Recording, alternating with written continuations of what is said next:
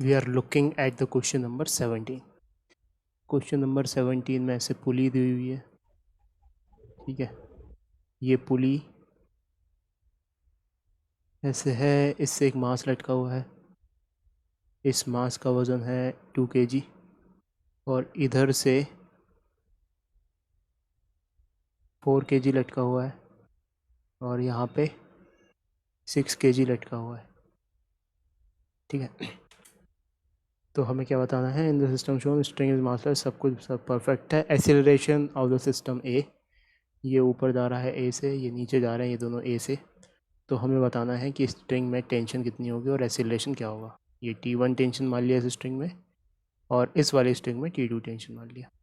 तो सबसे पहले तो अपन क्या करते हैं, हम दो तरीके से सोच सकते हैं इसको। नेट पुलिंग फोर्स कितना है, 10 किलो पुल कर रहा है इस तरफ। ये तो रस्सी से बना हुआ है, लेकिन अगर इन दोनों को एज ए सिस्टम मान लिया जाए तो 10 किलो है। तो ये 10 किलो पे नीचे इफेक्टिव फोर्स कितना लग रहा होगा, 10G। तो मतलब इस एक्सीलरेशन को सपोर्ट करने वाला फोर्स है 10G इफेक्टिव, और अपोज करने वाला फोर्स कितना है, अपोज करने वाला फोर्स है 2G।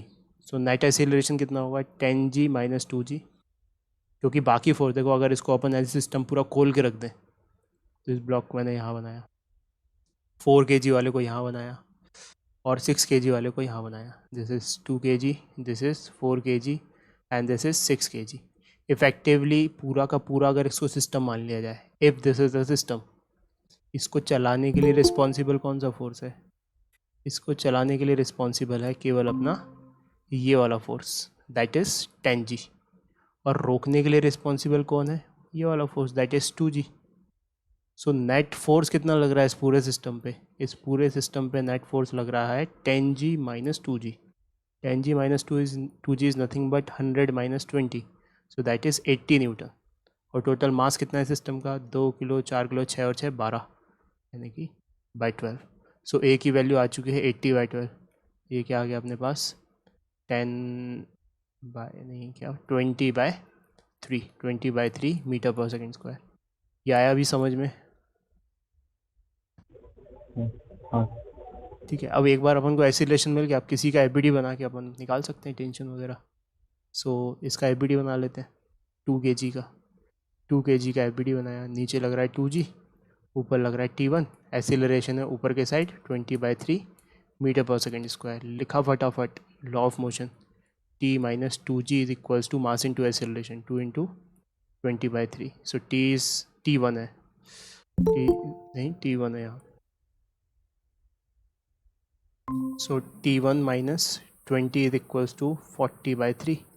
सो T1 सॉल्व किया जब हमने, तो क्या है हमारे पास, 20 प्लस 40/3, तो 3 to the 60 plus 100/3 newton. T1 आ गया। अब T2 निकालने के लिए किसी भी जिसकी मर्ज़ी, इसका बनाओ चाहे इसका बनाओ, कोई दिक्कत नहीं है। 6 kg का बना लेते हैं, 6 kg का बना लिया।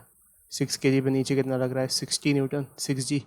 ऊपर लग रहा है T2, एक्सीलरेशन नीचे की साइड है कितना, 20/3 मीटर पर सेकेंड स्क्वायर, ठीक है। तो यहाँ पे हमने लिखा second law of motion, 60 minus T2 is equals to mass that is 6 into acceleration that is 20/3। तो ये कटा यहाँ से 2, ये 40 आ गया।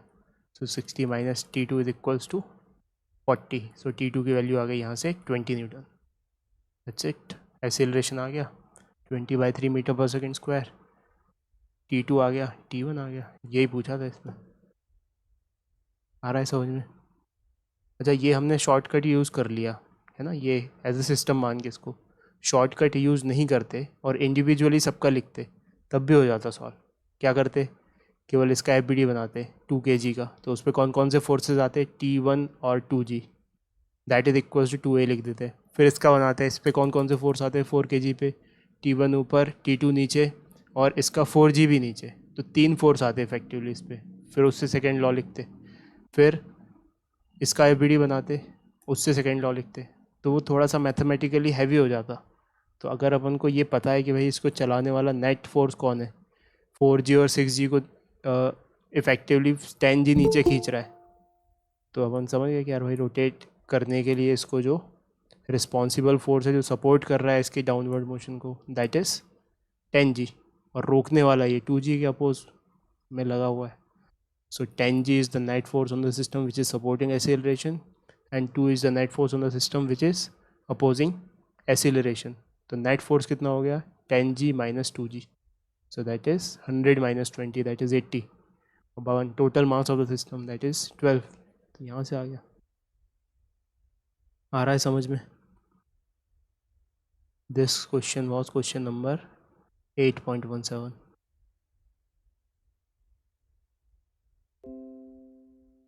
और बताओ, any other doubt?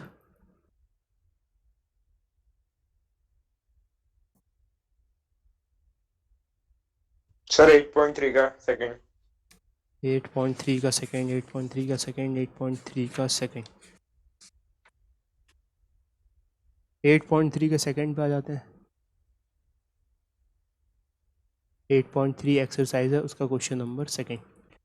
सो यहाँ पे एक पुली सिस्टम दिया हुआ है, पुली सिस्टम और गियर सिस्टम. ठीक है, एक तरफ पुली से लटका हुआ है मास जिसको उन्होंने बोला है 1. ठीक है, 1 kg मास नहीं है उसका, उसका मार्क 1 है, नाम है उसका 1. और दूसरी तरफ पुली की एक और पुली लटकी हुई है जिससे फिर 2 मासेस लटके हुए हैं.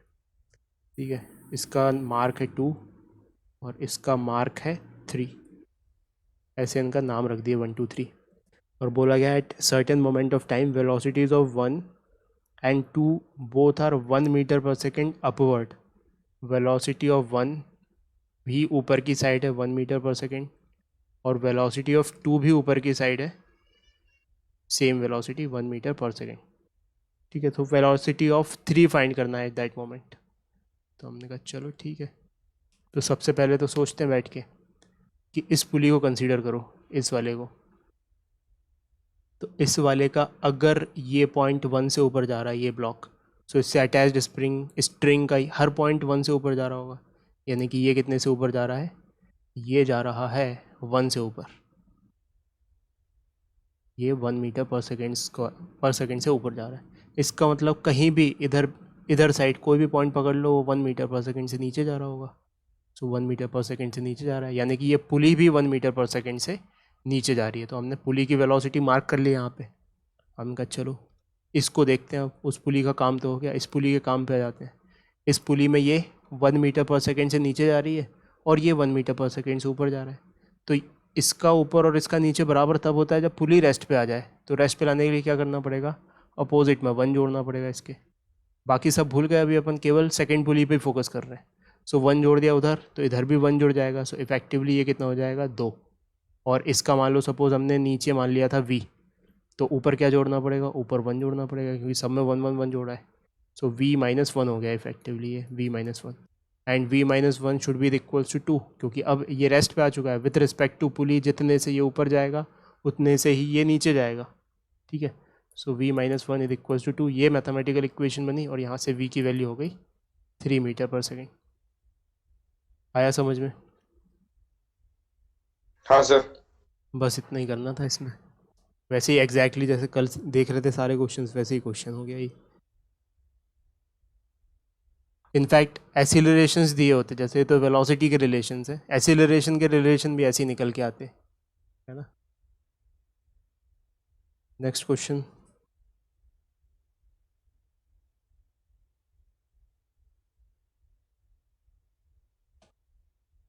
हाँ सर, एक मिनट बस.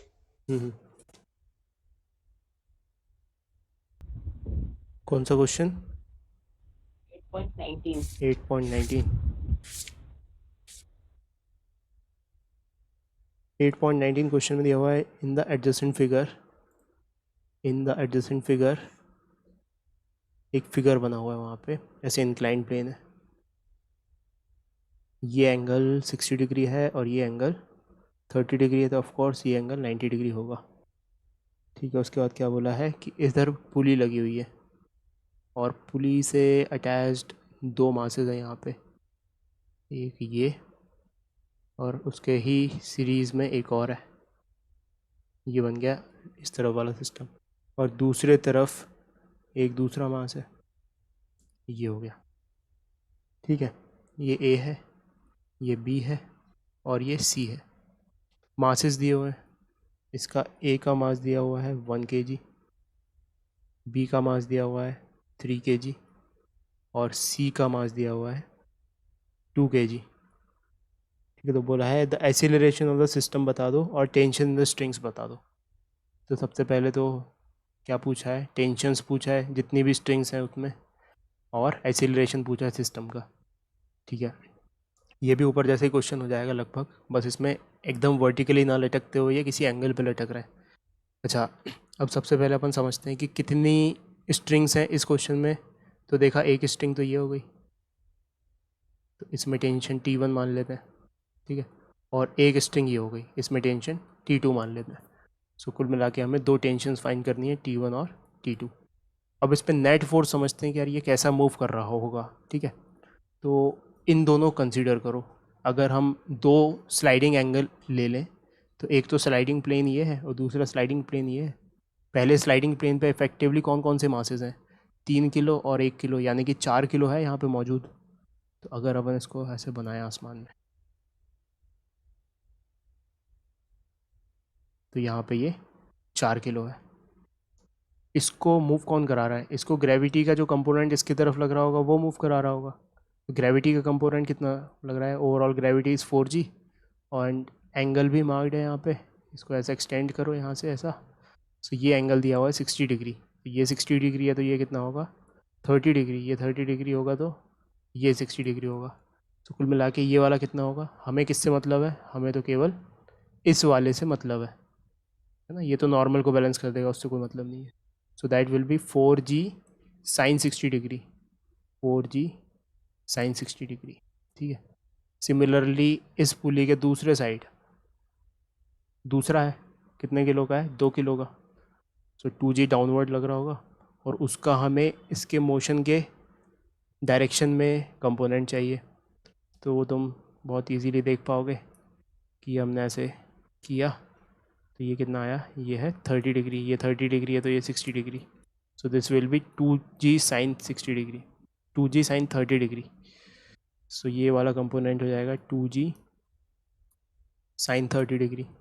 तो इफ़ेक्टिवली इसकी वैल्यू देख लेते हैं, इसकी वैल्यू कितनी है, 4 × 10 × √3/2, और इसकी वैल्यू कितनी होगी 2 × 10 × 1/2, यानी 2 से 2 घटा यानी कि 10 न्यूटन। यहाँ पे 2 से ये तो घटा 20 √3 न्यूटन। तो अब इस पूरे सिस्टम को यस, कोई कुछ कहना चाह, मालूम कैसे 60 डिग्री कहाँ लगाना है, कॉस कहाँ लगाना है? मालूम कैसे पड़ेगा, यस अच्छा सर। ओके। तो देखो ऐसे मालूम पड़ेगा कि जैसे फॉर एग्जांपल ये एक फोर्स है F, इसको रिजॉल्व करना है। तो अपन ने 2 म्यूचुअली परपेंडिकुलर डायरेक्शन सीखे, मतलब खींचे, ये खींच दिए। ठीक है, और ज्योमेट्री से पता चल गया कि यार ये वाला एंगल थीटा है, लेट से। तो बस तुम इतना बात याद रखो कि एक कंपोनेंट तो इसका इस तरफ आएगा, इसमें कोई संदेह नहीं है, और एक कंपोनेंट इसका इस तरफ आएगा। ठीक है, 2 कंपोनेंट्स आएंगे। तो एक ऐसे कह सकते हैं कि थीटा के नज़दीक वाला कंपोनेंट है, और एक थीटा से थोड़ा सा दूर वाला कंपोनेंट है। This is corresponding to theta, ये वाला जो कंपोनेंट है, तो ये कॉस थीटा होता है। सो इसको ऐसे लिख देंगे एफ कॉस थीटा, और इसको लिख देंगे एफ साइन थीटा। बस इतना सा काम है।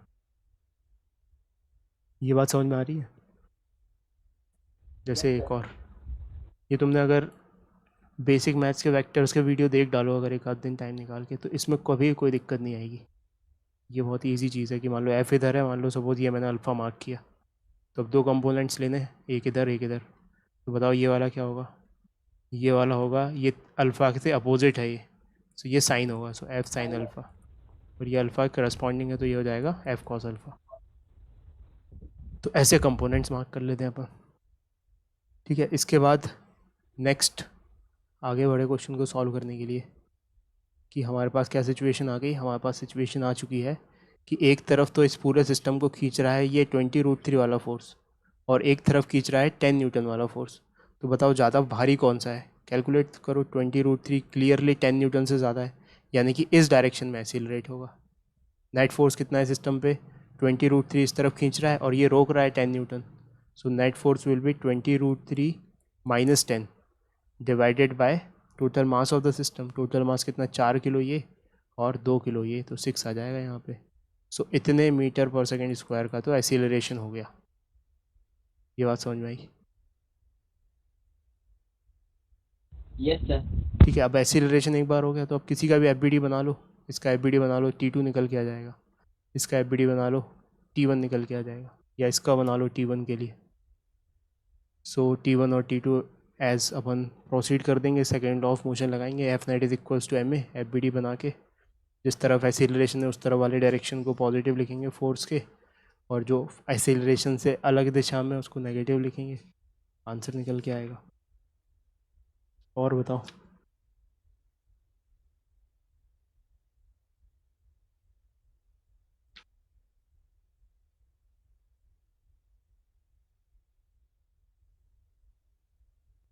अब देखते हैं अपन वेज कांस्टेंट क्या होता है। वेज का मतलब तुम समझते होगे, वेज का मतलब होता है कि ये एक वेज है जैसे, ठीक है। वेज उसमें यूज़ होते हैं सैंडल्स में, जैसे मान लो ये सैंडल है, ठीक है, तो ये हील जो होती है एक्चुअली उसको वेज बोल देते हैं अपन। क्या तुम समझ पा रहे हो इस बात को? तो अपना काम है वेज से। अभी इसकी स्पेलिंग VEG नहीं होती है ना, wedge WEDGE, this is wedge. सो वेज के बारे में अपन एक चीज़ समझने वाले हैं, जैसे स्ट्रिंग का एक कंस्टेंट होता था वैसे ही वेज का एक कंस्टेंट होता है। और अगर वेज एक दूसरे पे स्लाइड कर रहे हैं तो क्या होता है ये देखने वाले हैं, और इससे रिलेटेड एक टूल समझने वाले हैं। It is not very important, so don't worry about it. इससे रिलेटेड क्वेश्चन तुम्हें शायद ही कहीं पे मिले, लेकिन बस कॉन्सेप्ट समझो। एक बार कॉन्सेप्ट समझ गए तो मज़ा आएगा। सो नेक्स्ट हेडिंग लिखो वेज कांस्टेंट, वेज कांस्टेंट, ठीक है। अच्छा, एक सिचुएशन मैं तुम्हारे सामने डिस्क्राइब करता हूँ, फिर मैं तुम्हें समझाता हूँ कि क्या कहना चाहता हूँ। ये मान लो एक वेज है और ये रखा हुआ है हॉरिजॉन्टल गाइडेड फ्लोर पे। हॉरिजॉन्टल गाइडेड फ्लोर माने कि 100% ये वेज ऐसा या ऐसा ही मूव कर सकता है, कुछ भी और रैंडम डायरेक्शन में मूव करना इसके लिए पॉसिबल नहीं है, ठीक है। और इसके ऊपर एक दूसरा वेज है, यहाँ पे एक दूसरा वेज रखा हुआ है जिसका एंगल इसके बराबर पे ही है, और ये वर्टिकली गाइडेड है। वर्टिकली गाइडेड का मतलब कि ये एकदम वर्टिकली ही मूव कर सकता है। यहाँ पे ऐसे रिजिड सपोर्ट लगा हुआ है, and this can only move vertically. ना ये थोड़ा इधर भाग सकता ना इधर भाग सकता, एग्जैक्टली नीचे ही जा सकता है ये। तो अगर हमने इनको मूव करने के लिए स्वतंत्र छोड़ दिया, ठीक है, अगर इनको मूव करने के लिए स्वतंत्र छोड़ दिया, तो सबसे पहले तो मैं इंट्यूटिवली तुमसे जानना चाहूँगा, ये वाला वेज जो है इसको बोल देते हैं वेज ए, और ये वाला एक वेज है जो इसको बोल देते हैं वेज बी। वेज ए किस तरफ मूव करेगा, लेफ्ट हैंड साइड या राइट हैंड साइड? ऊपर इस पे ऐसे फोर्स लग रहा है इस वेज की वजह से, तो बताओ किस तरफ मूव करेगा? लेफ्ट हैंड साइड मूव करेगा। सबका एक ही दिमाग एक ही बात कह रहा होगा, तो ये लेफ्ट हैंड साइड मूव करेगा, ठीक है। तो लेट्स से हम इसका एक्सीलरेशन मार्क कर देते हैं कि इसका एक्सीलरेशन है स्मॉल ए। अच्छा, ये जो एंगल है ये थीटा एंगल है, और ये एंगल हमेशा मेंटेन रहेगा, मतलब कि थोड़े टाइम के बाद ये वेज यहाँ पहुँच जाएगा। ये मैं इसका फ्यूचर बना रहा हूँ, और ये वाला जो वेज है ये नीचे पहुँच जाएगा, तब भी ये एंगल मेंटेन रहेगा, ये थीटा एंगल मेंटेन रहेगा।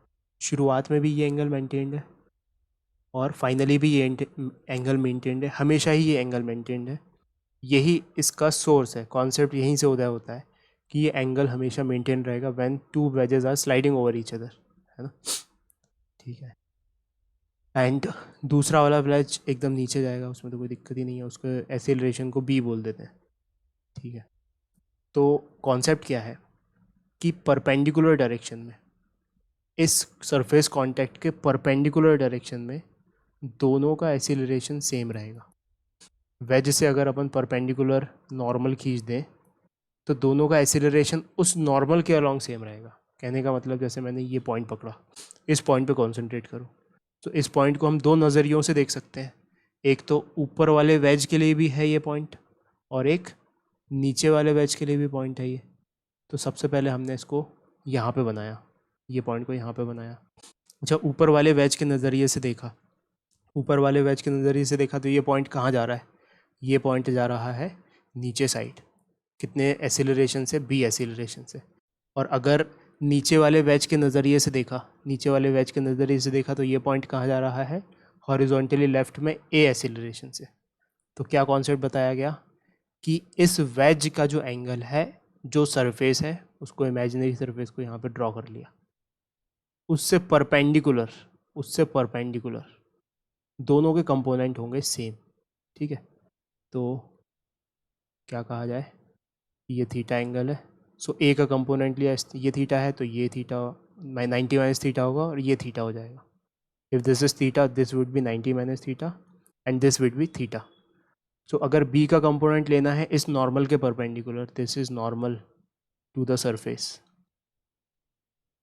नॉर्मल का मतलब मैथमेटिक्स की लैंग्वेज में परपेंडिकुलर होता है। ठीक है, so perpendicular to the surface ही हमने लिया डायरेक्शन और उसके अलॉन्ग रिजॉल्व किया बी और ए को। सो बी का रिजोल्यूशन क्या देगा हमें? बी कॉस थीटा, तो हमें दिया बी कॉस थीटा। और ए का रिजोल्यूशन क्या देगा हमें? ये वाला थीटा है तो ये देगा ए साइन थीटा।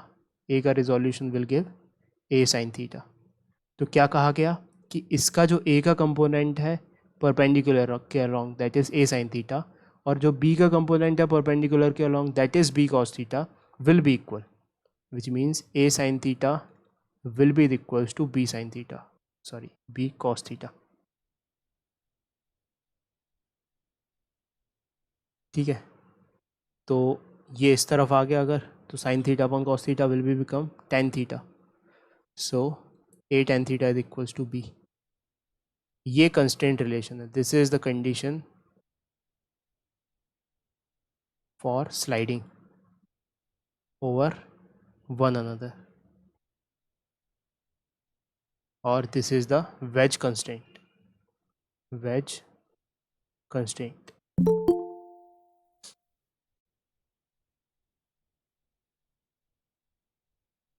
ये आया समझ में?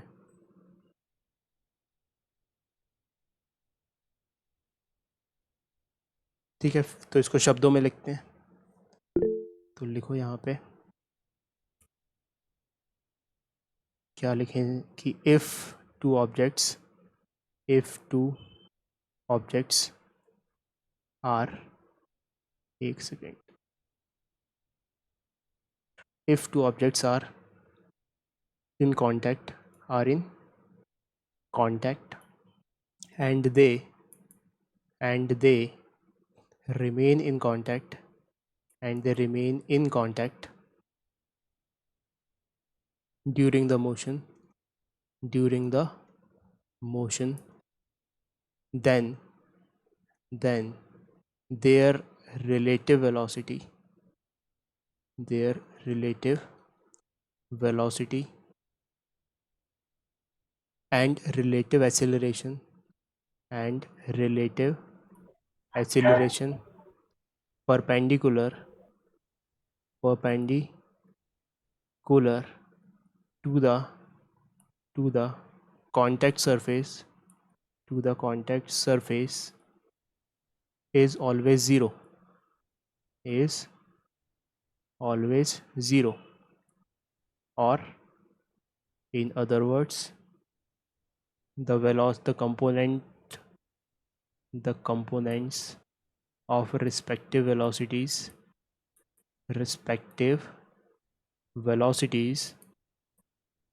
or acceleration is same along the perpendicular direction of plane, along the perpendicular direction of the plane। आया समझ में? Sir yes. सर मैं लेट हो गई, लेकिन आप थोड़ा सा ब्रीफ में बताओगे कि हम क्या कर रहे हैं अभी? अभी हम पूरा जो मार्स है ना, मार्स पे जो पानी निकला है उसके बारे में समझ रहे हैं कि कैसे निकला है पानी वहाँ पे।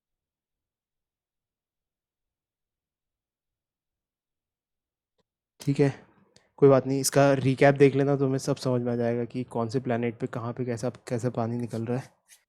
अब नेक्स्ट टॉपिक पे आने वाले हैं, अब पूरा समझ में आएगा। मतलब ये टॉपिक यहीं तक था, डोंट वरी, रिकैप देखना इसको।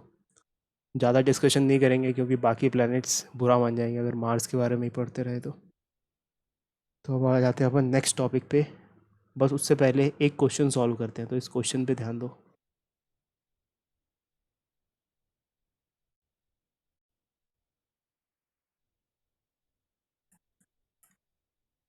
कि इमेजिन करो कि हमारे पास एक वेज है, वेज मतलब इंक्लाइन प्लेन, और जिसका एंगल ऑफ इंक्लिनेशन थीटा है, ठीक है। और इसके ऊपर एक और ब्लॉक रखा हुआ है and there is no friction, nothing, कुछ भी नहीं है। तो क्या होगा, ये तो स्लाइड करने लग जाएगा इधर, और ये इस पे स्लाइड करता हुआ नीचे आएगा, ठीक है। ऐसा इंट्यूटिवली लग रहा है ना, ठीक है। तो स्लाइड करते करते क्या हुआ, इसकी effective velocity with respect to ground 100% किस तरफ होगी, इस तरफ। ये जो मैं ग्रीन से मार्क कर रहा हूँ ये किसकी वेलोसिटी है, ये वेलोसिटी है ये जिस वेज पे ये ब्लॉक रखा हुआ है, और उसको बोला है v1, ठीक है। और इसकी वेलोसिटी के दो कंपोनेंट होंगे, क्योंकि अगर कोई ग्राउंड से देख रहा होगा तो ये ऐसे भी स्लाइड हो रहा होगा और नीचे भी जा रहा होगा, है ना। सो इफेक्टिवली ये कुछ इस डायरेक्शन में जा रहा होगा जिसके दो कंपोनेंट्स दिए हुए हैं, ठीक है। सो v2 इस तरफ एंड v3 इस तरफ, दो components with respect to ground दे दिए गए हैं। This is given in the question, this is what as we are seeing with respect to ground, ठीक है। So find relation between v1, v2 and v3, ये बताना है हमें।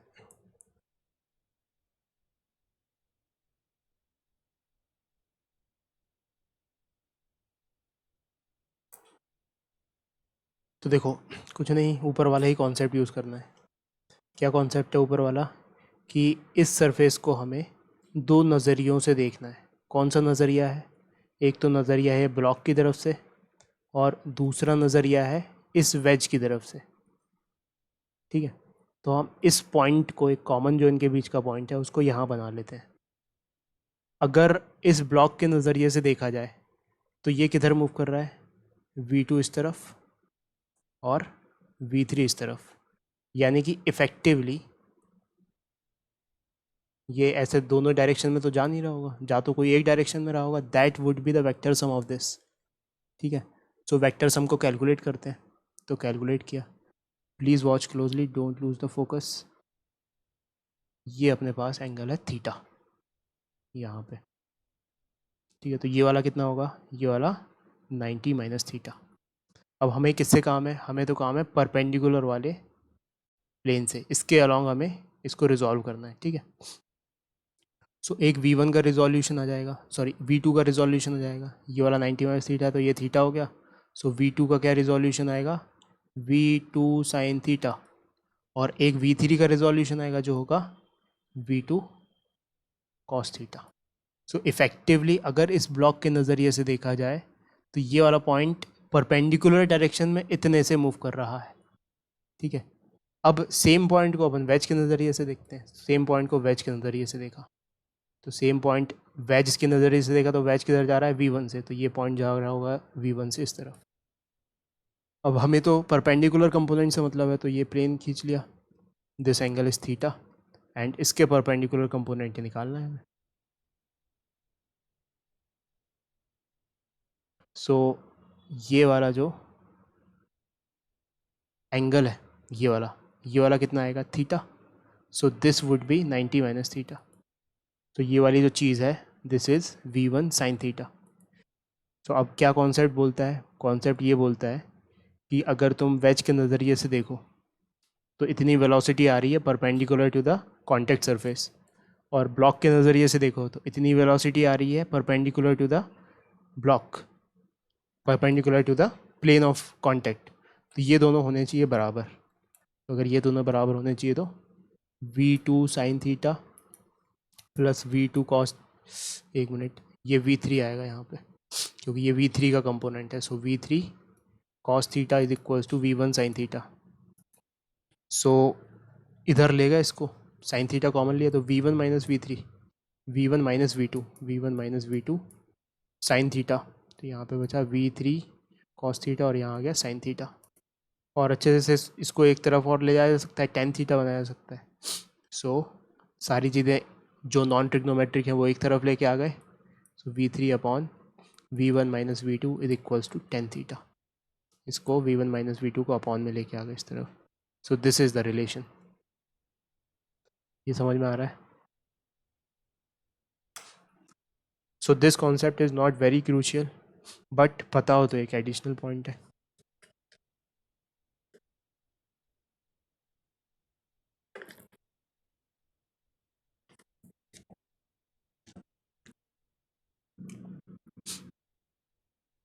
ठीक है.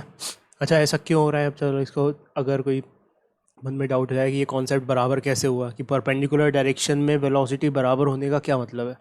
परपेंडिकुलर डायरेक्शन में वेलोसिटी बराबर होने का ये मतलब है कि उसमें एंगल मेंटेन रहेगा ना. अगर बराबर नहीं होते, मान लो सपोज इसका कुछ और होता और उसका कुछ और होता, बराबर कंपोनेंट नहीं होते परपेंडिकुलर डायरेक्शन में, इसका मतलब कि एंगल मेंटेन नहीं रहता, एंगल चेंज हो जाता. And that is not the case. So because the angle is not changing, that's why we are applying this concept. So इसका मतलब लॉजिक भी लिख सकते हैं, logic behind perpendicular components being same, perpendicular components being same.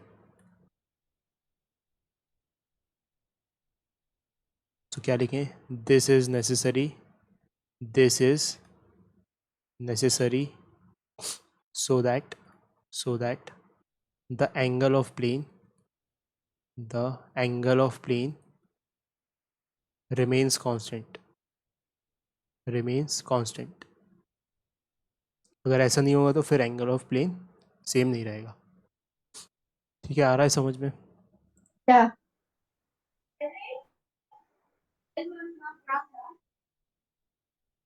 ठीक है, तो अब आ जाते हैं अपन नेक्स्ट टॉपिक पे. That is very important.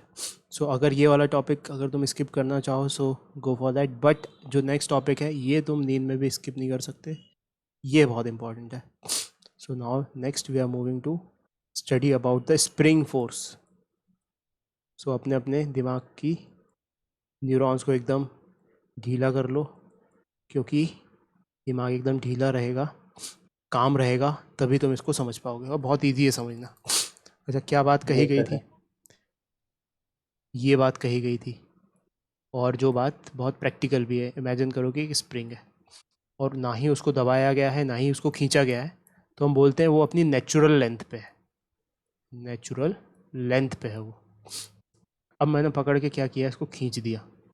ठीक है, खींच दिया तो स्ट्रेच हो जाएगी थोड़ी, और पकड़ के खींचा है मतलब कि मैंने एक एक्सटर्नल फोर्स लगाया होगा, तभी ये यहाँ पे पहुँच गई. अब एक्सटर्नल फोर्स की बात नहीं कर रहे हैं, स्प्रिंग फोर्स की बात कर रहे हैं. एक्सटर्नल फोर्स मैंने मार्क भी नहीं किया. ठीक है, इनिशियल और नेचुरल लेंथ कितनी थी इसकी, ये थी. अच्छा, ये एक प्रैक्टिकल ऑब्जर्वेशन है कि जब हम स्प्रिंग को खींच देते हैं तो वापस अपनी नेचुरल लेंथ अचीव करना चाहती है. इसका मतलब यहाँ पे जो भी होगा, हाथ होगा या जिससे भी पकड़ के खींचा गया उसको, उस ऑब्जेक्ट को, उस ह्यूमन बीइंग को ऐसा लग रहा होगा कि स्प्रिंग उसे वापस खींच रही है. ठीक है, तो नेचुरल लेंथ से इसका डिस्प्लेसमेंट किस तरफ हुआ है, इस तरफ, राइट हैंड साइड इस पर्टिकुलर केस में. और फोर्स ऑफ स्प्रिंग किस तरफ वापस खींचना चाहता है, उसे खींचना चाहता है वापस उस तरफ. ये बात समझ में आ रही है? दूसरी सिचुएशन, स्प्रिंग को कर देते हैं कंप्रेस यानी कि उसकी नेचुरल लेंथ से उसे कंप्रेस कर दिया गया.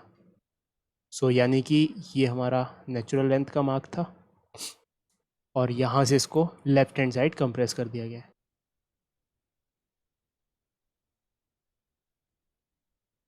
ठीक है, बोल देते हैं एक्स डिस्प्लेसमेंट हो गया स्प्रिंग का. तो अब ये स्प्रिंग किस तरफ धक्का मार रही होगी, वापस नेचुरल लेंथ की तरफ, है ना. तो spring force is again opposite to the direction in which we have displaced it. So दोनों ऑपरेशंस को हमें ध्यान में रखना, दोनों में ही सिचुएशन में जो स्प्रिंग फोर्स है वो उसके डिस्प्लेसमेंट के अपोजिट है, ठीक है। सो इधर भी हम मैथमेटिकल इक्वेशन लिख सकते हैं कि force of spring is proportional to negative of displacement, और यहाँ भी लिख सकते हैं force of spring is proportional to negative of minus X. माइनस एक्स का क्या मतलब है कि फोर्स जिस दिशा में है उसके अपोजिट में डिस्प्लेसमेंट हुआ है। समझ में आ रही है बात? And what is x? X is displacement from the origin. Origin यानी कि नेचुरल लेंथ, इसको ओरिजिन बोल दिया गलती से, लेकिन नेचुरल लेंथ से जितना डिस्प्लेसमेंट हुआ है उतना ही एक्स है। अब एक्स इस केस में पॉजिटिव है, अगर हमने इस डायरेक्शन को पॉजिटिव लिया तो, और इस डायरेक्शन को नेगेटिव लिया तो इस डायरेक्शन में नेगेटिव हो गया। तो हमें ये हमारा याद रखना है कि F is equals to K X, या F is proportional to minus X, ठीक है। सो नोट करते हैं इसको प्रॉपरली कि a spring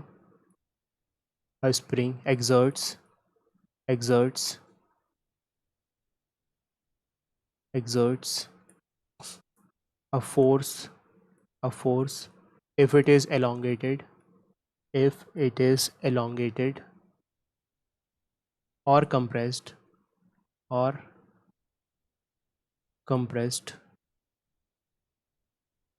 and its force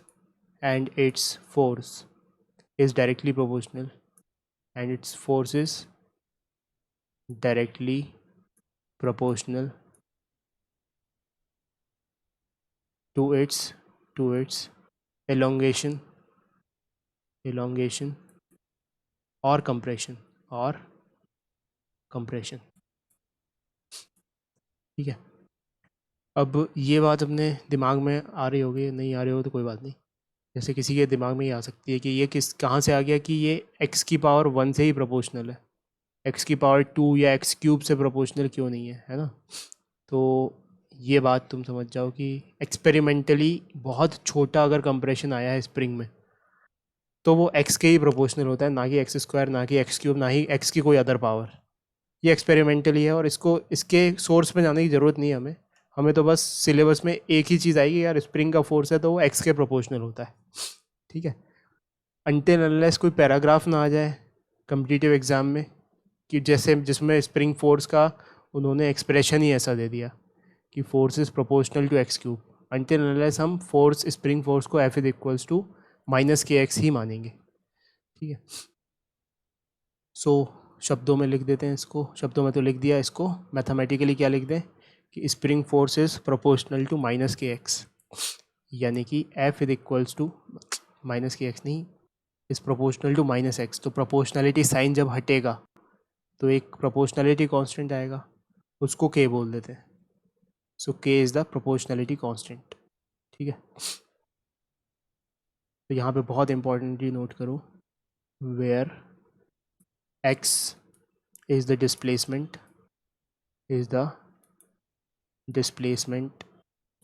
from natural length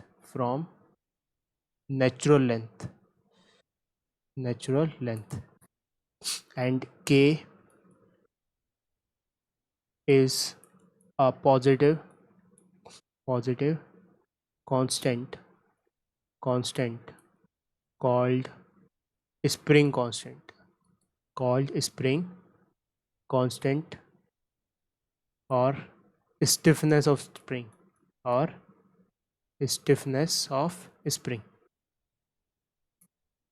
अब स्टिफनेस का मतलब कि कितनी रिजिड है स्प्रिंग। जैसे फॉर एग्जांपल तुम्हारे सामने ट्रेन की स्प्रिंग रख दी जाए और पेन की स्प्रिंग रख दी जाए तो ज़्यादा लोड बेयरिंग कैपेसिटी किसकी है? ज़्यादा load bearing capacity clearly train की स्प्रिंग की है ना। सो हम कहेंगे कि ट्रेन की spring is much stiffer than pen की स्प्रिंग। तो ऐसे लिख दो एक ऐसी जनरल पॉइंट कि के ऑफ ट्रेन की स्प्रिंग इज़ ग्रेटर देन के ऑफ पेन की स्प्रिंग।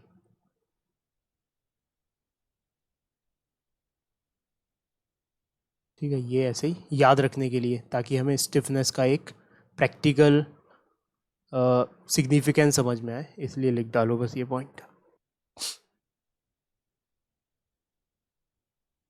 ठीक है, अब छोटे मोटे क्वेश्चंस करते हैं इसके बेसिस पे ताकि हमें इसकी और अच्छी अंडरस्टैंडिंग बने। तो राइट डाउन फर्स्ट क्वेश्चन। कि यहाँ पे एक ब्लॉक है और यहाँ पे दूसरा ब्लॉक है, ठीक है, दोनों ही स्मूथ फर्श पे रखे हुए हैं।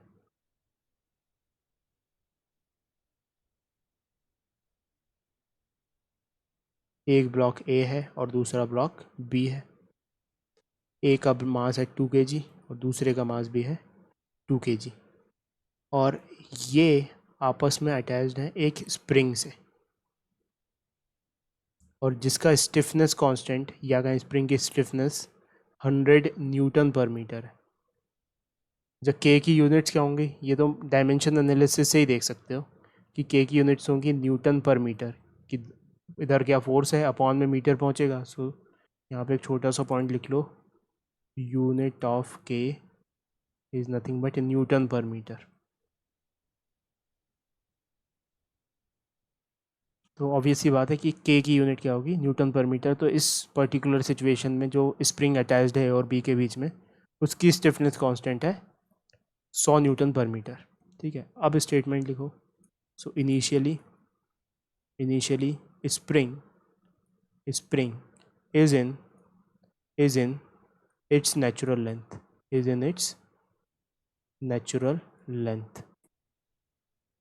Now block A is displaced towards left, and block B is displaced towards right by 2 centimeter each. Then find acceleration of A and B just after then.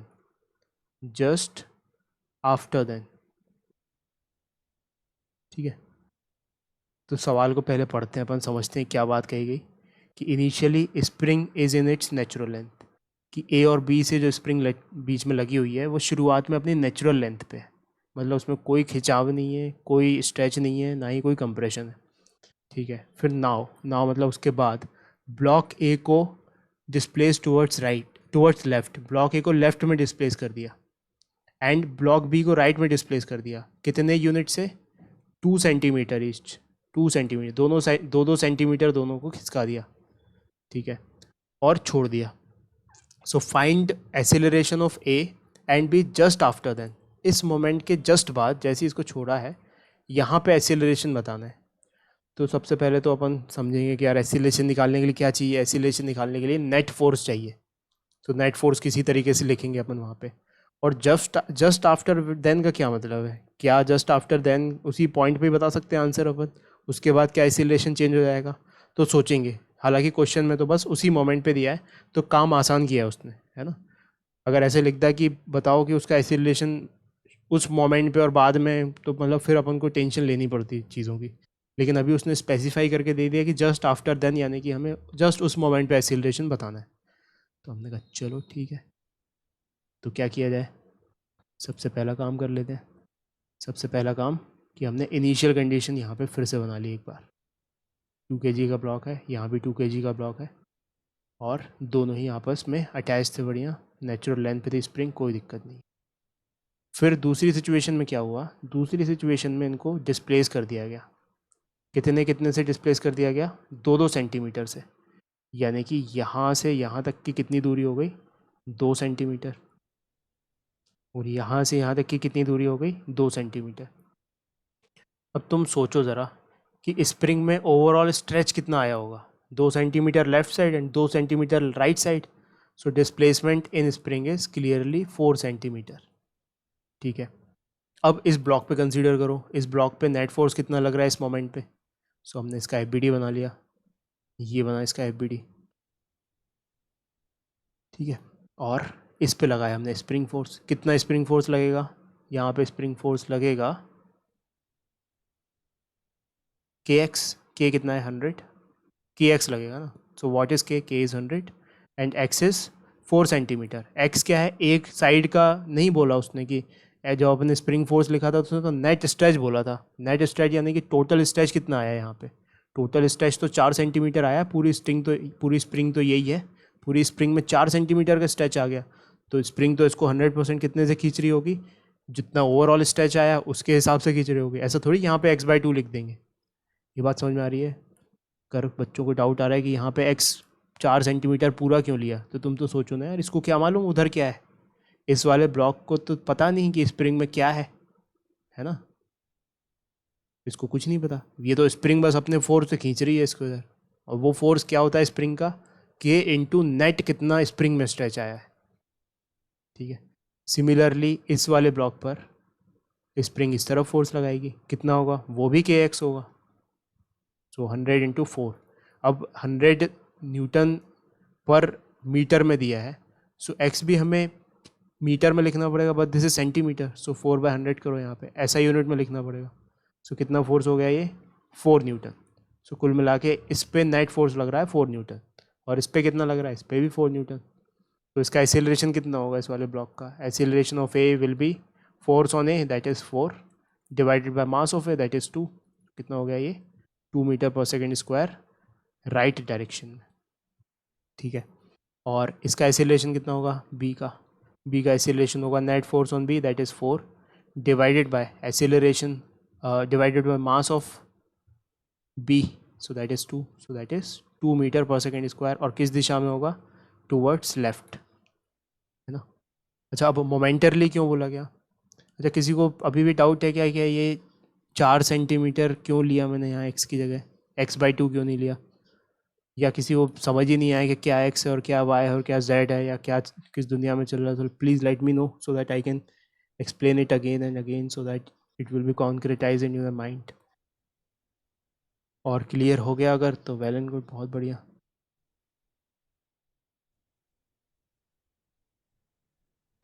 हो गया तो क्लियर।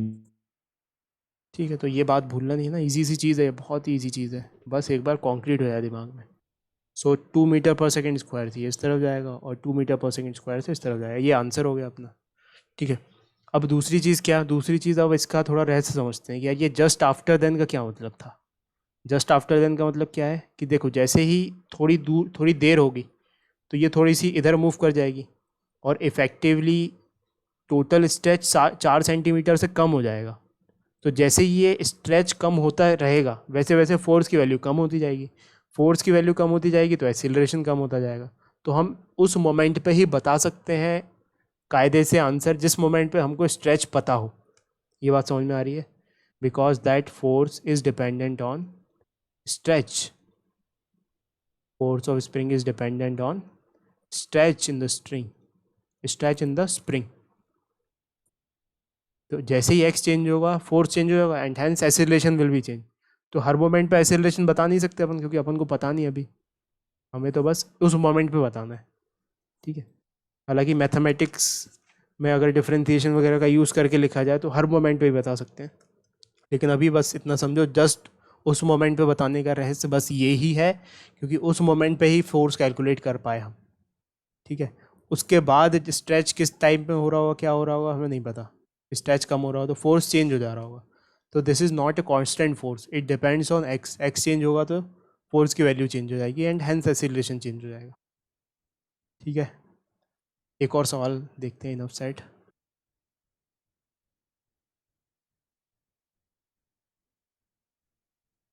इमेजिन करो एक सीलिंग है और उससे स्प्रिंग पे हमने एक मास लटका दिया स्लोली, तो वो लटक जाएगा, है ना। लेट्स से इसका स्प्रिंग कांस्टेंट के है और इसका मास एम है।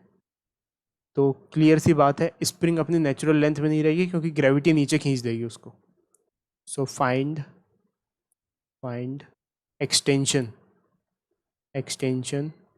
इन spring if block is in equilibrium. Block equilibrium में है, तो हमें क्या बताना है, हमें उसका नेट वो बताना है कि भाई उसमें कितना एक्सटेंशन आएगा। हमने कहा ठीक है, इक्विलिब्रियम में तो उसका एफ बना लेते हैं, तो एफ बनाया। ये मास है, नीचे कौन खींच रहा है इसे, mg, ऊपर कौन खींच रहा है इसे, ऊपर खींच रहा है spring force that is kx, and because this mass is in equilibrium mg should be equals to kx, very easy. So mg is equals to kx, so x की वैल्यू क्या आ गई यहाँ से, x is equals to mg/k। ये बात समझ में आई। दो फोर्सेस, अपवर्ड फोर्स को डाउनवर्ड फोर्स से बैलेंस कर दिया तो हमारे पास आ गया भाई नेट कितना एक्सटेंशन आएगा उसमें। अच्छा, कोई ये तो सपने में भी ख्याल नहीं आ सकता कि अगर स्प्रिंग ऐसे है और उसमें हमने मास लटका दिया तो स्प्रिंग कंप्रेस हो जाएगी। कंप्रेस होने का तो सवाल ही नहीं है, ग्रेविटी तो नीचे खींच रही ना उसे। कंप्रेस तो तब होती जब हम इधर से कोई फोर्स लगा देते इतना ज़्यादा जो ग्रेविटी को भी ओवरकम कर जाता। सो कंप्रेशन वाला थॉट तो किसी को आ ही नहीं रहा होगा। और क्या थॉट आ सकता है, बस और कोई थॉट तो आ ही नहीं सकता। अच्छा, एक थॉट जो मतलब मेरे दिमाग में आ रहा है कि जैसे ये जो एक्सप्रेशन आया एक्सटेंशन का, ये आया है mg/k। जी तो कांस्टेंट होता है, ये तो हमें पता है। मतलब जितना ज़्यादा भारी मास होगा उतना ज़्यादा एक्सटेंशन होगा, है ना, बिल्कुल सही बात है। सो x इस केस में is proportional to m if spring constant and g is kept constant, and x is inversely proportional to the stiffness of spring if mass and gravity is kept constant।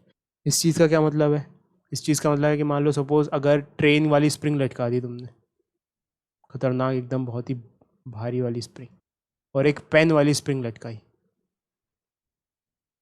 और same mass लटकाया दोनों में, ठीक है, तो ज़्यादा extension किस में आएगा, इसमें आएगा ज़्यादा एक्सटेंशन, क्योंकि ये एकदम पतली है, नाजुक है, ये एकदम थोड़ी स्टिफ है। सो के जिसका ज़्यादा होगा उसमें कम एक्सटेंशन आएगा, वो बात यहाँ से साबित होती है, ठीक है। तो एक डिवाइस होती है जिसको बोलते हैं अपन स्प्रिंग बैलेंस, वो भी एग्जैक्टली इसी प्रिंसिपल पे काम करता है। वो क्या नापता है, वो एक्सटेंशन नापता है। जैसे बचपन में मैंने क्या किया था, बचपन में मैंने एक स्प्रिंग लेके आया था, ठीक है, और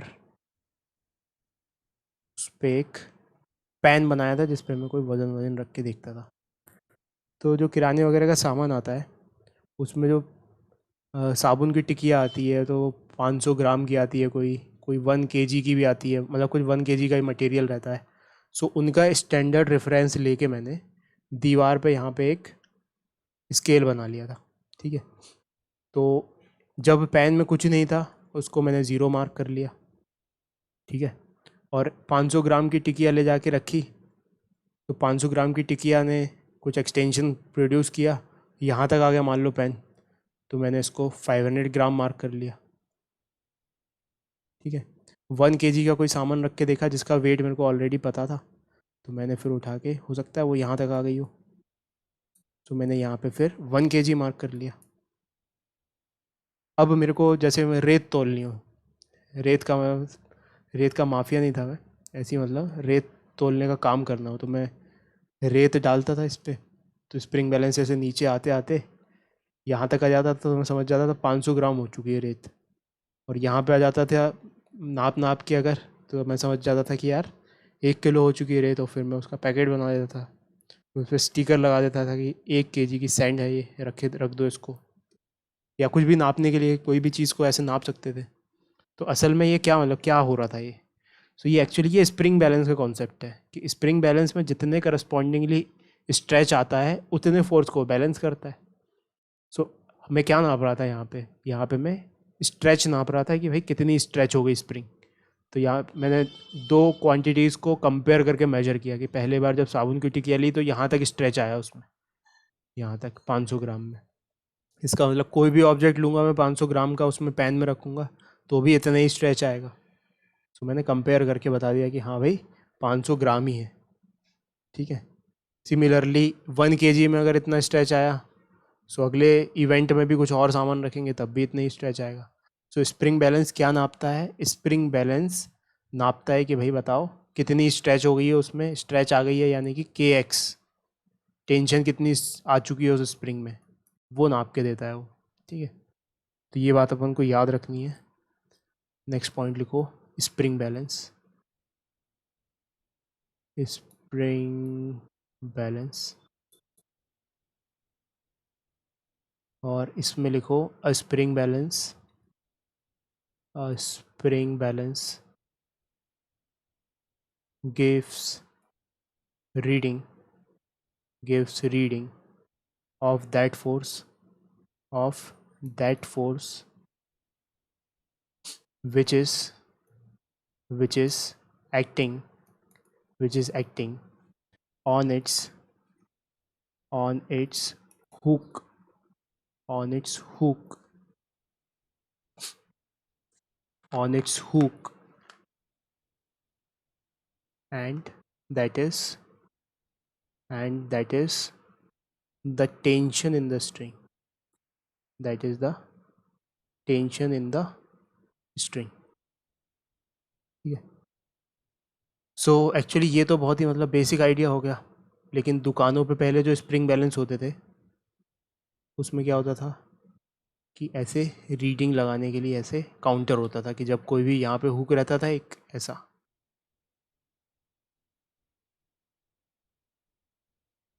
ये अंदर से निकल के आता था, यहाँ पे एक हुक रहता था, तो यहाँ पे अपन लटका देते जो भी लटकाना होता था.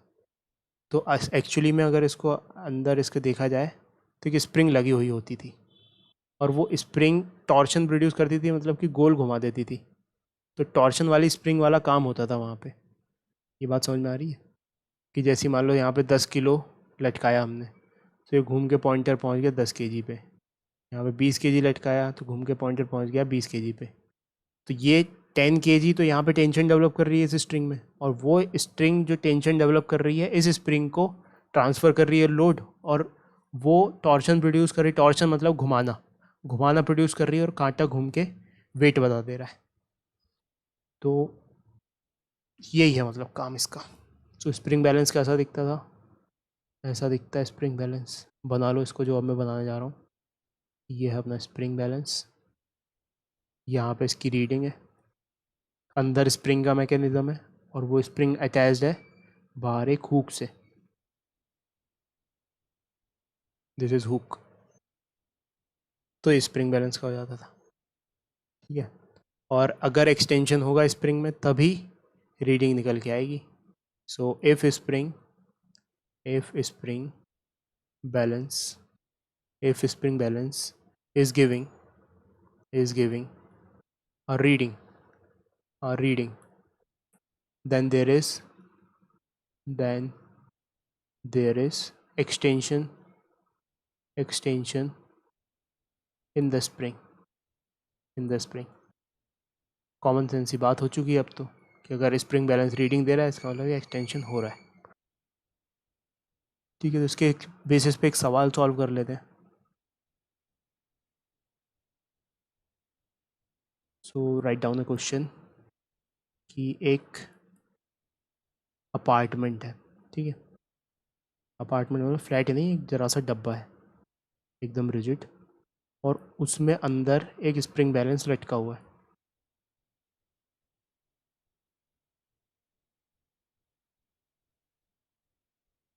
ठीक है. ये स्प्रिंग बैलेंस है, उसकी ये रीडिंग है ये सब. ठीक है भाई. और यहाँ पे जो हुक है उस पर 10 kg का ब्लॉक लटका हुआ है.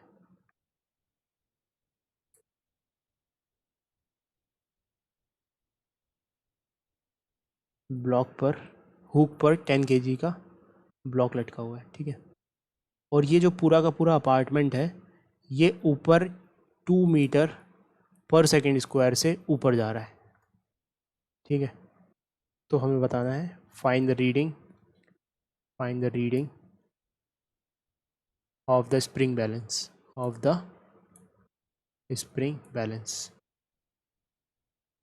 ठीक है. तो हमने कहा चलो बताएंगे कितनी इसकी रीडिंग होगी. तो बहुत सिंपल सी बात है. क्या किया जाए, सबसे पहले इसमें कितनी हुक में टेंशन डेवलप हो रही होगी वही हमारा आंसर होगा. तो हम क्या कहें, इसका एफबीडी बना लेते हैं. है ना. जितनी टेंशन यहाँ डेवलप हो रही है उतना ही तो स्प्रिंग फोर्स लग रहा होगा. तो जो यहाँ पे टेंशन होगी वही हमारा आंसर है. सो हमने 10 kg का बनाया एफबीडी. 10 kg में ऊपर लग रही है टेंशन, नीचे लग रही है 10g, और एक्सेलरेशन है इसका, कोई बाहर से देख रहा है, ये सब ग्राउंड फ्रेम से देख रहा है अपन. तो इसको कैसे मूव करता हुआ दिख रहा होगा, ये 10 kg ऊपर जाता हुआ दिख रहा होगा 2 मीटर पर सेकेंड स्क्वायर से। सो 2 मीटर पर सेकेंड स्क्वायर से ऊपर जाता हुआ दिख रहा है। तो क्या लिखें यहाँ पे फोर्स की equation, T minus 10G, T minus 10G is equals to M A. M कितना है 10 किलो और ये 2, तो T minus 100 is equals to 20। So T की वैल्यू कितनी आ गई 120 न्यूटन। यानी कि कितना बैलेंस बताएगा यहाँ पे रीडिंग 120 न्यूटन। तो अब वो रीडिंग एक्चुअली मास में आती है, तो मतलब जी से डिवाइड करके देता है वो, है ना। So reading will be 120 divided by g, यानी कि 12 kg। आ रहा है समझ में?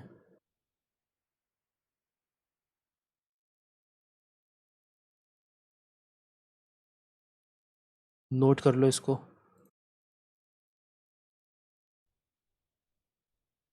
Let's move to next question.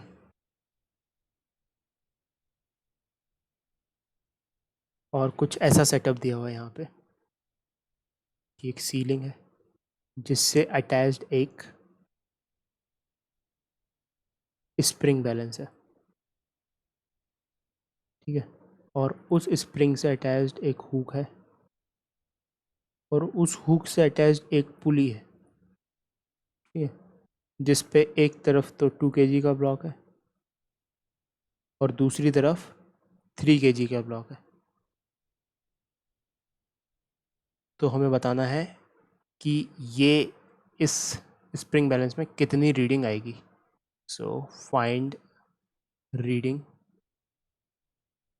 Of spring balance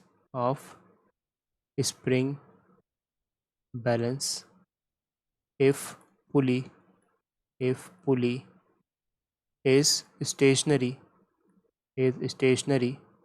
with respect to ground, है ना। ये ग्राउंड के रिस्पेक्ट में स्टेशनरी है, तो बताना कितनी रीडिंग होगी। सो सॉल्व करो इसको। सबसे पहले तो फंडा सोचो दिमाग में करना क्या है।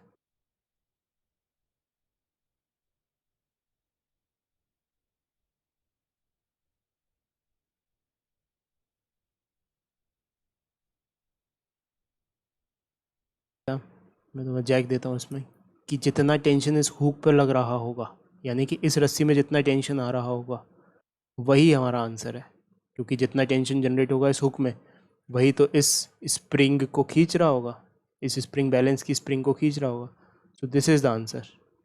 तो ये निकालने की कोशिश करो, ये कैसे निकाल सकते हैं। बहुत आसान है।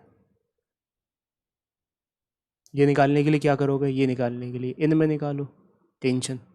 तो लेट्स से इनकी टेंशन T1 है, तो अगर टेंशन T1 है और ये रेस्ट पे है, दैट मीन्स इस पे नेट फोर्स 0 है, यानी कि इस पुली को T1 इधर लग रहा है और T1 इधर लग रहा है।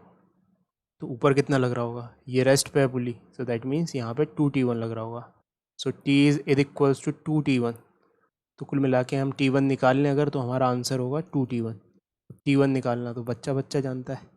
कैसे जानता है, लिख दो इक्वेशन, ऐसे रिलेशन निकाल लो सबसे पहले। भूल जाओ सारे क्वेश्चन को, केवल इतने पे फोकस करो आप। 2 किलो यहाँ पे और 3 किलो यहाँ पे, ठीक है। तो हमने कहा कि इसको खींचने वाला फोर्स कौन है 3G और रोकने वाला फोर्स कौन है 2G, ठीक है। तो ऐसे मार्क नहीं करेंगे क्योंकि ऊपर साइड नहीं लग रहा फोर्स लग तो इसी साइड रहा है, लेकिन हमें दिख रहा है कि एक रोटेशन के सिस्टम वाइज देखा जाए तो 3G खींच रहा है और 2G रोक रहा है। सो नेट फोर्स कितना हुआ 3G minus 2G divided by कितना है यहाँ पे टोटल मास 5 किलो। तो 3G is what 30, 2G is what 20, 30 minus 20 is 10, 10/5 is equals to 2 metre per second square से जाएगा ऊपर, ठीक है। तो सबसे पहला ऑब्जर्वेशन कि भाई ये 2 kg वाला ब्लॉक जा रहा है 2 मीटर पर सेकेंड स्क्वायर से ऊपर, 3 kg वाला ब्लॉक जा रहा है 3 मीटर पर सेकेंड स्क्वायर से नीचे। टेंशन निकालना हमारा काम है। किसी भी एक का एफ बना लो, इसका बना लेते हैं चलो। सो 2 kg का बन गया F.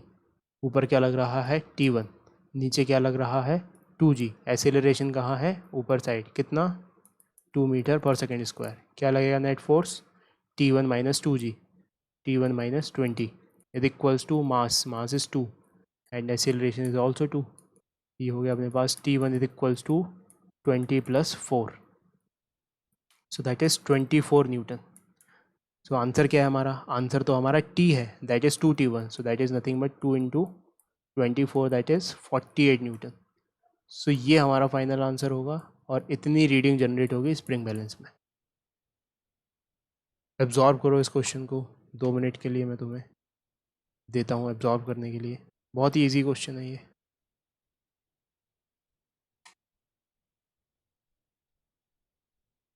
So now let's move to the next topic, that is weighing machine.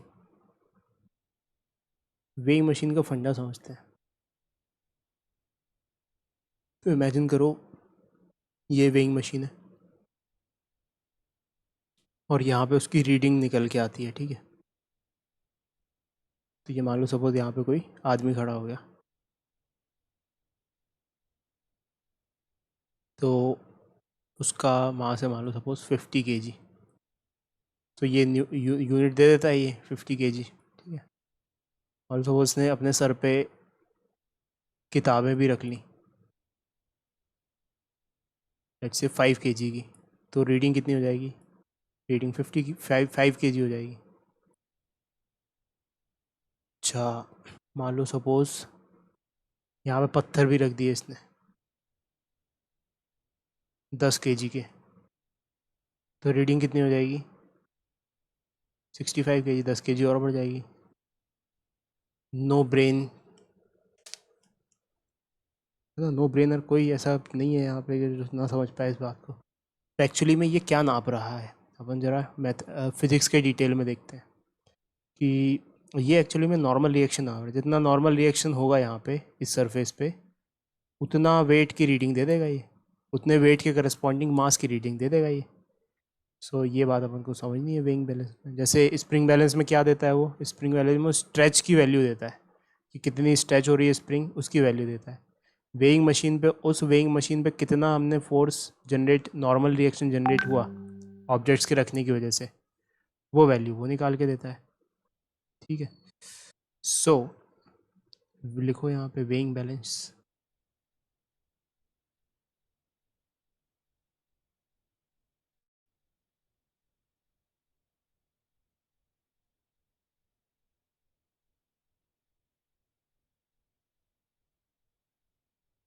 सो लिखो यहाँ पे वेइंग मशीन. Weighing machine. और इसमें समझने वाला पॉइंट क्या है कि वेइंग मशीन हमें नॉर्मल रिएक्शन की वैल्यू देती है, ना ही कोई और फोर्स की value. So weighing machine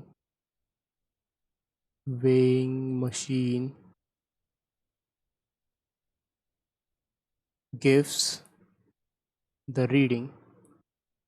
reading of normal force exerted by the object on its surface. ठीक है, तो एग्जांपल, एक सिचुएशन समझते हैं. मान लो एक अपार्टमेंट है, एलिवेटर का अपार्टमेंट समझ लेते हैं उसे. वहाँ पे वेइंग मशीन रखी हुई है, दिस इज़ वेइंग मशीन, और उस पर एक 50 किलो का आदमी खड़ा हुआ है, और ये अपार्टमेंट ऊपर एक्सेलरेट कर रहा है 5 मीटर पर सेकेंड स्क्वायर से. ठीक है, तो हमें बताना है कि वेइंग मशीन की रीडिंग क्या होगी. What will be the reading of weighing machine. हमने कहा चलो ठीक है, तो सबसे पहले एफबीडी बनाते हैं और हमें देखना है कि नॉर्मल रिएक्शन जितना लग रहा होगा वेइंग मशीन पे, उसके करस्पॉन्डिंग हमें सारी चीज़ें मिल रही होंगी. सो हमने इसका एफबीडी बना लिया मैन का, क्योंकि वेइंग मशीन का अगर बनाएंगे तो फिर ये नीचे वाला फोर्स नहीं पता अपन को जो धरती दे रही होगी इसे. इसका वेइंग मशीन का क्योंकि मास नहीं पता हमें, लेकिन मैन का मास पता है. सो मैन का हमने एफबीडी बनाया. ठीक है, मैन पे नीचे से क्या लग रहा होगा? नीचे से लग रहा होगा नॉर्मल रिएक्शन, और यही नॉर्मल रिएक्शन इस वेइंग मशीन पे लग रहा होगा. मतलब इस नॉर्मल के करस्पॉन्डिंग की रीडिंग आएगी अपनी, यही अपना आंसर है. ठीक है भाई, और कौन कौन से फोर्स लग रहे होंगे? मैन पे ग्रेविटी का फोर्स नीचे लग रहा होगा 50 G. ठीक है, और मैन का एक्सेलरेशन ऊपर की साइड है, कोई धरती से बैठ के देख रहा होगा इसे, तो उसको ये ऊपर जाता हुआ दिख रहा होगा 5 मीटर पर सेकेंड स्क्वायर से. So acceleration of man is 5 metre per second square in the upward direction. तो क्या लिखेंगे यहाँ पे हम, second law of motion, n minus 50g, n minus 50g is equals to mass of this man, that is 50 kg, 50 into acceleration, that is 5. So n minus 500 is equals to 50 into 5. So n is equals to 250 plus 500. यहाँ पे क्या हुआ, ये 750 Newton. So normal reaction कितना generate हो रहा है, 750 Newton. यानी कि रीडिंग क्या होगी, रीडिंग होगी उस वेट के corresponding mass, that is nothing but 750 divided by g, that is 75 kg। ये बात समझ में आ रही है, ये रीडिंग होगी। ठीक है, तो आदमी भले ही 50 किलो का है, लेकिन ऐसे एसेलरेट होने की, सिस्टम के ऊपर एसेलरेट होने की वजह से उसको इफेक्टिवली 75 न्यूटन का उसने नॉर्मल रिएक्शन दे दिया। ये बात समझ में आ रही है। 75 न्यूटन का नॉर्मल रिएक्शन, 750 न्यूटन का नॉर्मल रिएक्शन लग गया तो बस ऊपर जा रहा है वो। नॉर्मल रिएक्शन इतना जनरेट हो गया 75 kg का। आई ये बात समझ में आई। तो ग्रेविटी की वजह से तो ये 500 न्यूटन ही दे रहा होगा, लेकिन अब ये एडिशनल जो एक्सेलरेशन है, एक और धक्का सा महसूस हो रहा होगा इस वेइंग मशीन को नीचे, इसलिए नॉर्मल रिएक्शन बढ़ गया 250 न्यूटन से, इसलिए 750 न्यूटन आ गया। और 750 न्यूटन के करस्पॉन्डिंग जो वेट है, सॉरी जो मास है, वो आ गया यहाँ पे। आ रही है बात समझ में, आ रही है।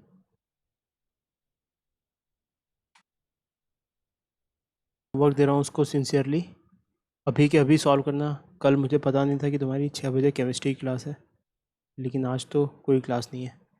सो प्लीज़ सॉल्व एक्सरसाइज का, बहुत ही मतलब बहुत ही कम क्वेश्चंस दे रहा हूँ एक्सरसाइज में। ऑब्जेक्टिव क्वेश्चंस सिंगल करेक्ट है, जिसका एक ही आंसर है, 4 ऑप्शन है और एक ही आंसर है। एंड क्वेश्चन नंबर 1 to 7, बस 7 क्वेश्चन है ना, only 7 question, just 7 question. Please do it, it will hardly take half an hour. और जब इनको सॉल्व करो तो तुम्हारे दिमाग में बहुत सारी चीज़ें क्लियर होंगी। ठीक है, एक आध छोटा मोटा फ्रिक्शन का क्वेश्चन भी है, तो वो भी तुम ट्राई करना। Third question will be of the friction. तो वैसे तो अपन फ्रिक्शन डिटेल में पढ़ेंगे, लेकिन ये क्वेश्चन तुम अभी ट्राई करना। ठीक है, तो चलो मिलते हैं नेक्स्ट क्लास में, और फिर सूडो फोर्स और बाकी के आगे के कॉन्सेप्ट्स आगे बढ़ाएंगे। जब तक तुम अगर पुराना होमवर्क पूरा नहीं किया तो उसको पूरा करो, NCERT क्वेश्चंस ट्राई करो, रीड करो सारे अपने डाउट्स के, मतलब जितना पढ़ो उतना कम है। ठीक है, तो पढ़ते रहो। Bye bye everyone.